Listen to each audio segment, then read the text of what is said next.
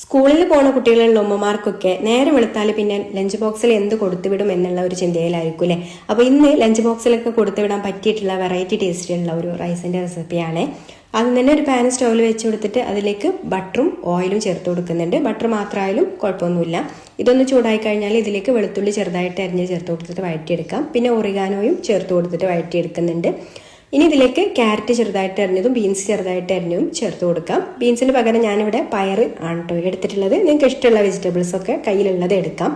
ഇനി പാകത്തിനുള്ള ഉപ്പും കൂടി ചേർത്ത് കൊടുത്തിട്ട് ഇതൊന്ന് നന്നായിട്ട് വഴറ്റിയെടുത്തതിന് ശേഷം ഇതൊരു സൈഡിലേക്ക് മാറ്റി വെച്ചിട്ട് 2 കോഴിമുട്ട ചേർത്ത് കൊടുക്കുന്നുണ്ട്. പിന്നെ കുറച്ച് കുരുമുളക് പൊടിയും കൂടി ചേർത്ത് കൊടുത്തിട്ട് നന്നായിട്ടൊന്ന് ഇളക്കി ഇതൊന്ന് ഡ്രൈ ആക്കി എടുക്കണം. ഇനി ഇതിലേക്ക് നമുക്ക് ചിക്കന് പൊരിച്ചത് ചെറുതായിട്ട് പീസാക്കി എടുത്തിട്ടുള്ള ചിക്കന് പൊരിച്ചത് ചേർത്ത് കൊടുക്കുന്നുണ്ട്. പിന്നെ ആവശ്യത്തിന് സോയാ സോസും ടൊമാറ്റോ സോസും ചേർത്ത് കൊടുത്തിട്ട് നന്നായിട്ട് മിക്സ് ചെയ്ത് കൊടുത്തതിന് ശേഷം വേവിച്ച് ഊറ്റി വെച്ചിട്ടുള്ള ബസ്മതി റൈസ് ഇതിലേക്ക് ചേർത്ത് കൊടുത്തിട്ട് നന്നായിട്ട് മിക്സ് ചെയ്ത് കൊടുക്കാം.